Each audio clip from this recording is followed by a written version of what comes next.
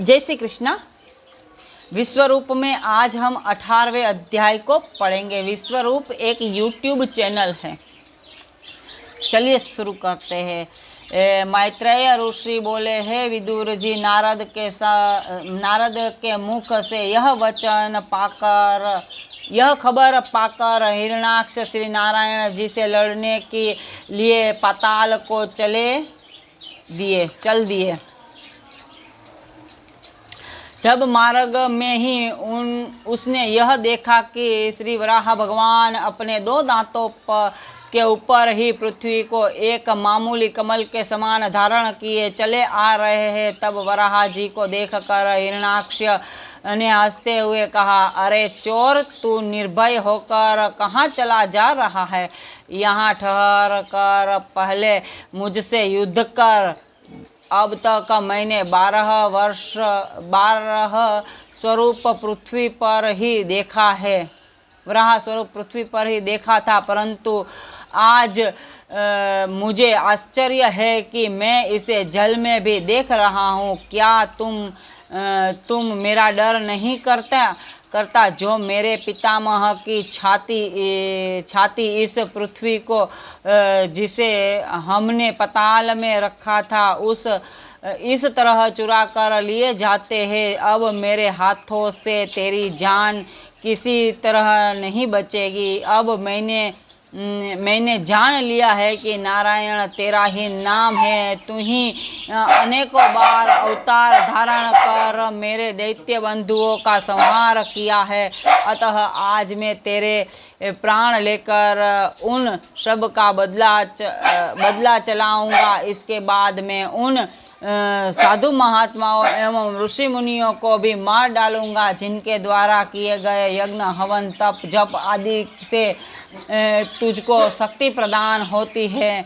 हिरण्याक्ष के इस प्रकार दुर्वचनों को सुनकर श्री नारायण जी कुछ देर तक इसीलिए नहीं बोले कि दुर्वचन बोलने से आयु, तेज तथा बल कम होता है। जब वराह जी ने यह जान लिया कि दुर्वचन कहने के कारण हिरण्याक्ष का बल एवं तेज क्षीण हो गया है, तब वे अपनी माया द्वारा पृथ्वी को जल पर रख कर उससे इस प्रकार कहने लगे, हे हिरण्याक्ष, वास्तव में मैं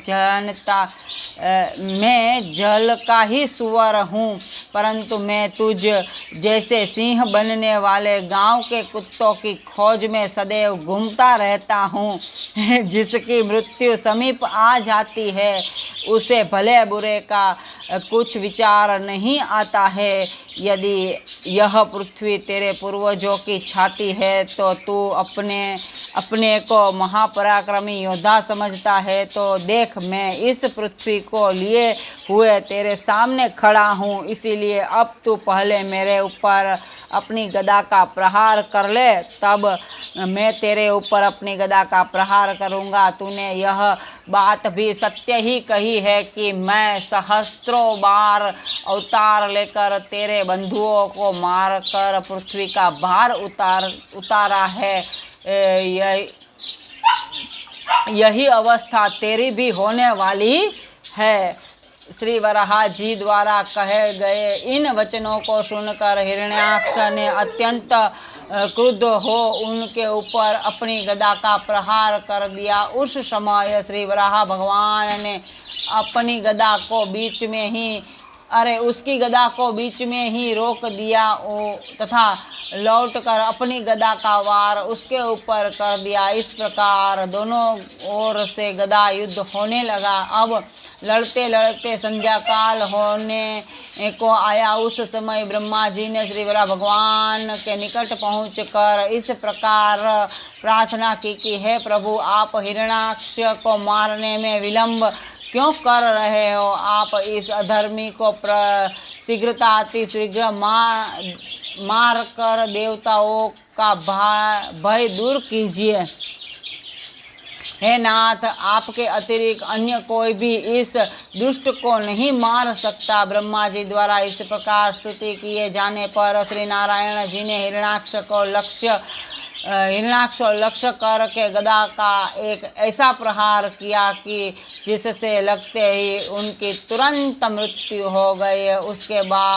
उसके मरते ही देवतागण प्रसन्न होकर श्री वराह भगवान पर पुष्प वर्षा करने लगे तथा अपना मनोरथ पूर्ण हुआ जानकर आनंद के बाजे बाजाने लगे। बोले भगवान श्याम सुंदर की जय हो।